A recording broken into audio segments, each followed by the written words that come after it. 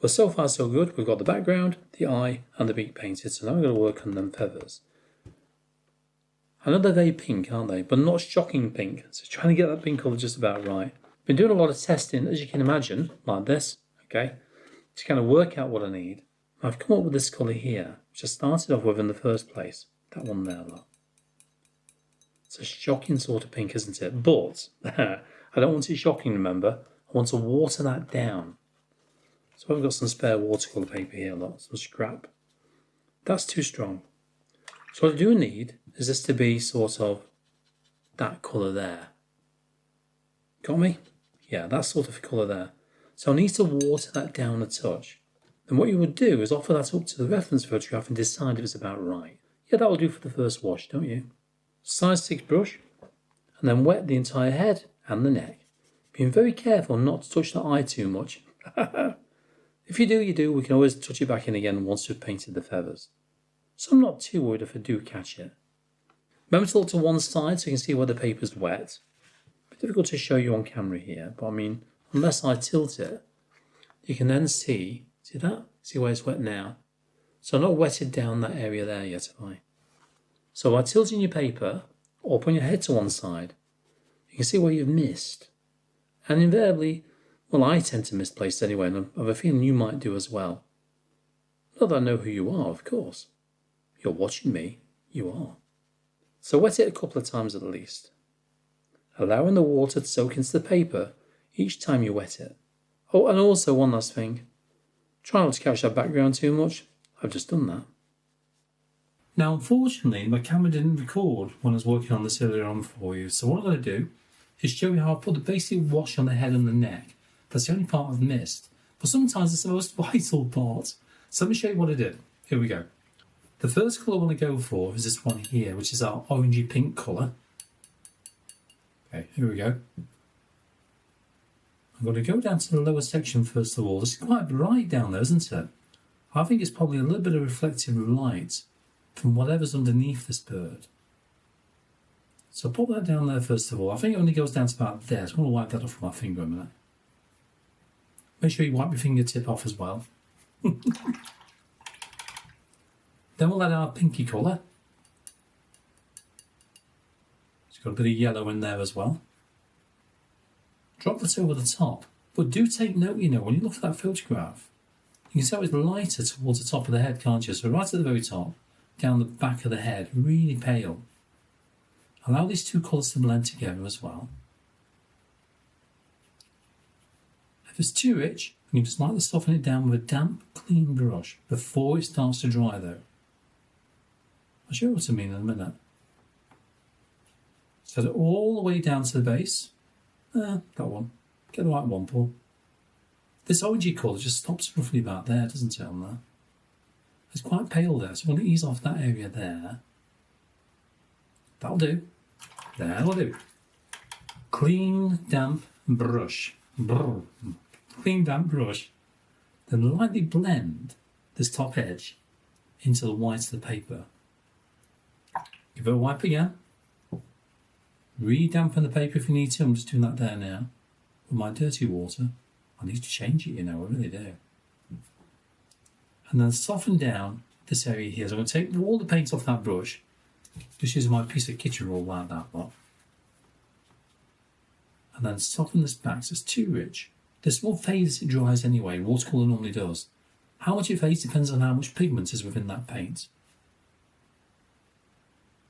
And tuck it around the eye. When you go around the eye, because your version will be already painted, just be careful not to catch the edge of it, because that dark colour will just bleed into this. We can cover it over anyway, I know we can. Yeah. There's ways of fixing things, there really are. And that's it. That's all we did for the wash. I mean, you can add a little bit more for slightly richer areas, like down here, just by tapping the colour on. And maybe where we've got this little bit of a crease down there. And we'll darken that area with some other colours later on as well. Because remember, this is what we'll be painting. Let's get back to the normal video now and carry on. Oh, also, hang on, before we do that, give it a dry with a hairdryer first of all. Okay, let's work on the feathers. We'll start off with the lightest colour first of all, and I think between these two, this, if you remember, that particular one, there you go, you can see it now, That particular one was the lower parts underneath the chin and just down the beginning of the neck.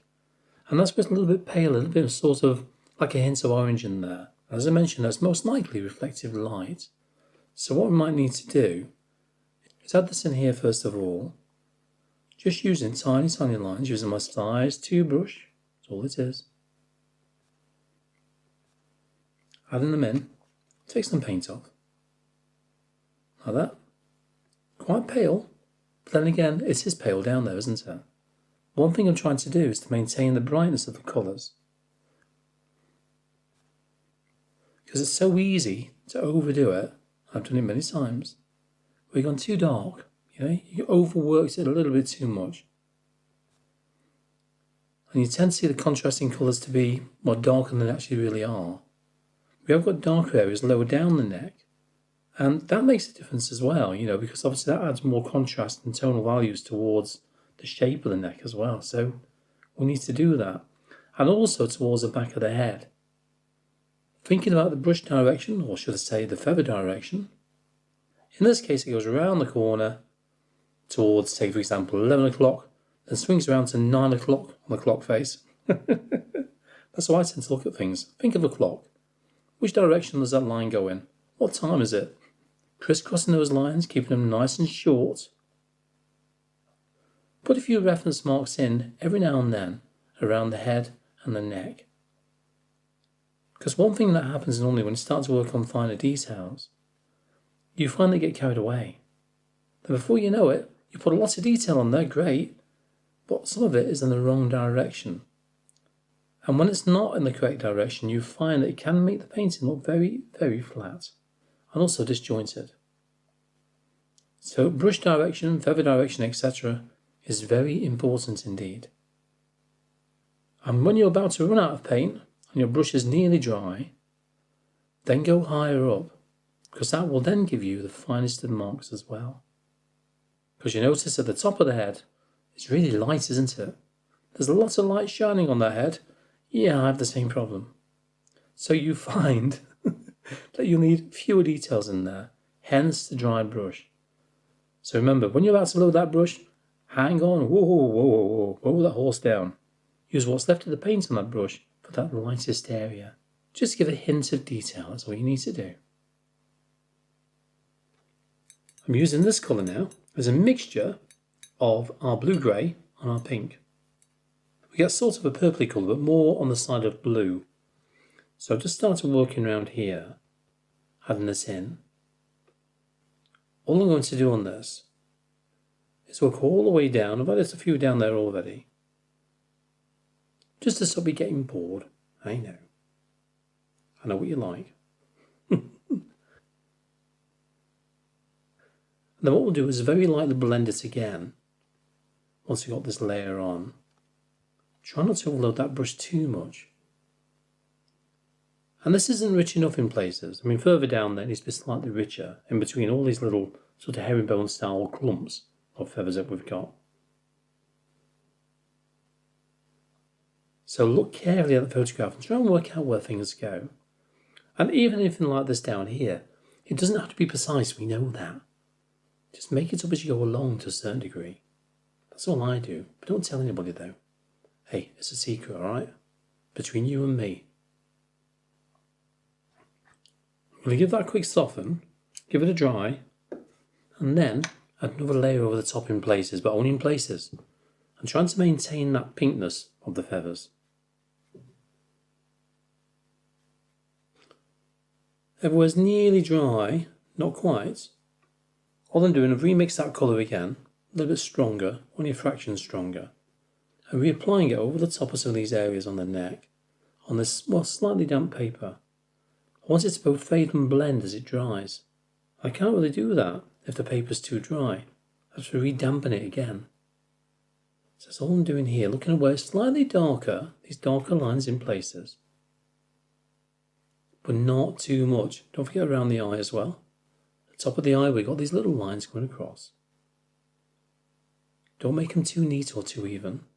Above the eye, got a whiter patch around there, which we'll emphasise shortly.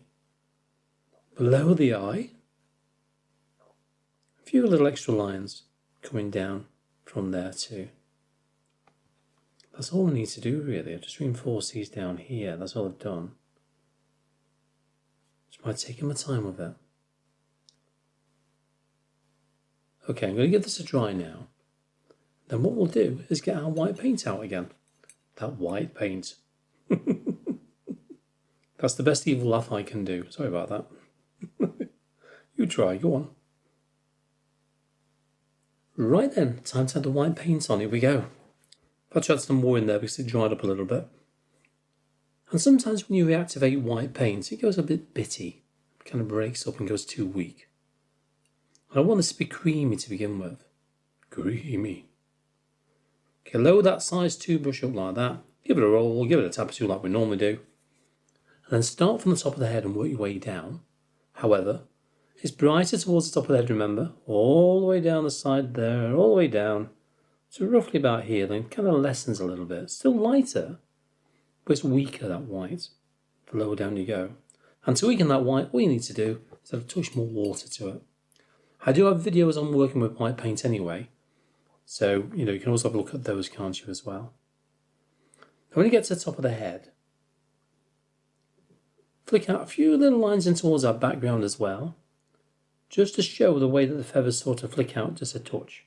And I mean just a touch like that though. It breaks up the edge a bit, doesn't it?